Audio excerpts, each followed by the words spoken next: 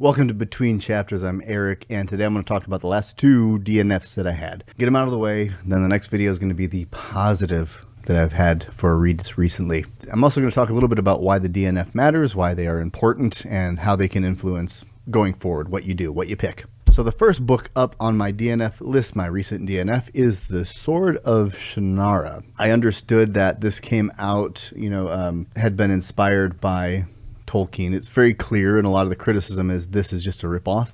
I didn't see that. I didn't feel that. I understand why, though, because it was different enough from The Lord of the Rings or from The Hobbit or any of that stuff.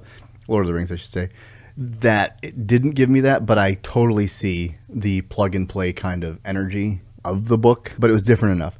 That's not what turned me off. Yeah, it's a big book. I mean, almost 800 pages. So if you're going to be committed to an 800-page novel, you got to like it not from start to finish, but you've got to be bought in pretty early to go through the middle parts that are maybe slower. And this book, what it does is give you a lot of exposition.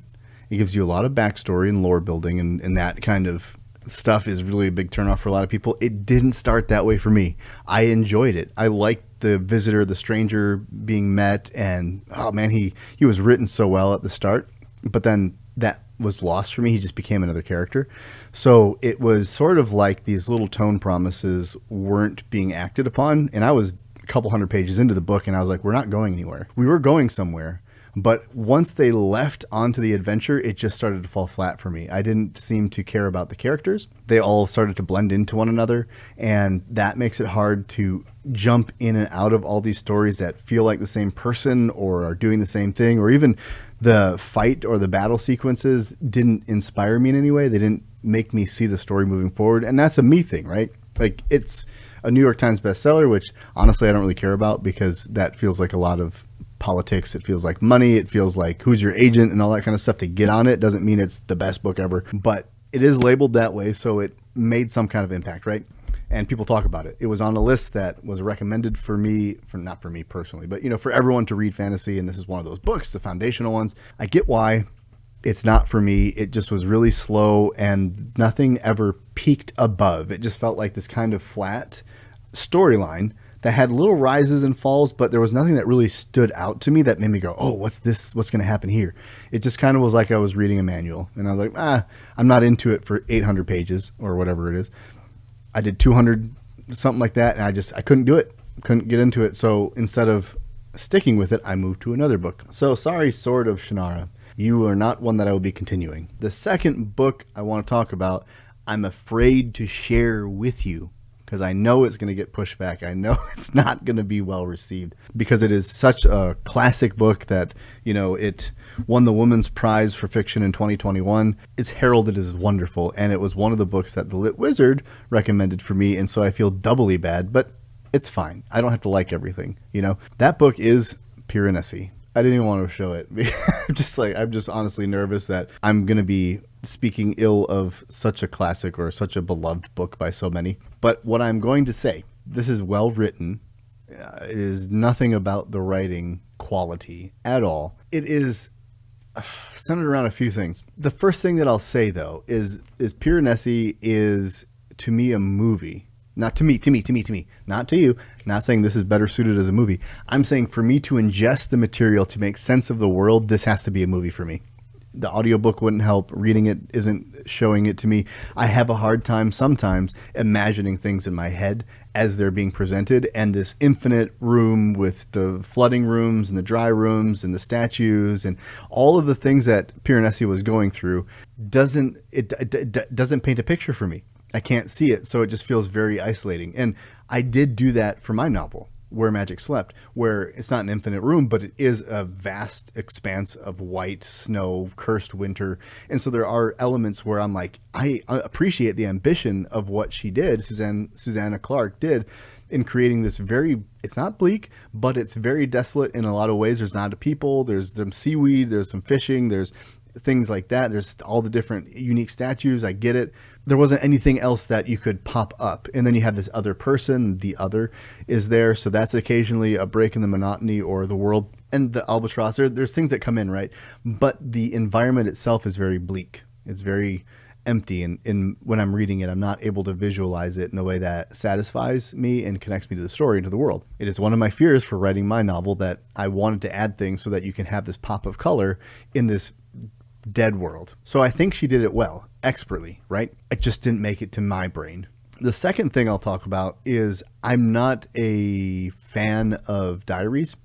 This book is set up like a diary. I think maybe that was why I took it off my list when I originally put it on, because I remember several other ones more in the horror space. There was this one specific one, I can't remember it now, but it was written as a diary log. So I took it off. That's not to say diary books are bad. Found footage is bad. No, I've enjoyed found footage, the good stuff, the video, the movie. I've never read a book about it, but the movies, I've really enjoyed found footage films. But when it comes to a book, I realize that it breaks up the story for me. I don't ever get into the flow because I feel like in video games, where you're going around in an RPG and you're finding these pieces of paper and it gives you lore, it gives you backstory, it helps you understand a more complete world, but you don't need it. It's not necessarily essential for the plot of the game. You can still go through it and not pick up a single scrap of paper. That's what these felt like. The diary books feel like a collected scraps of paper.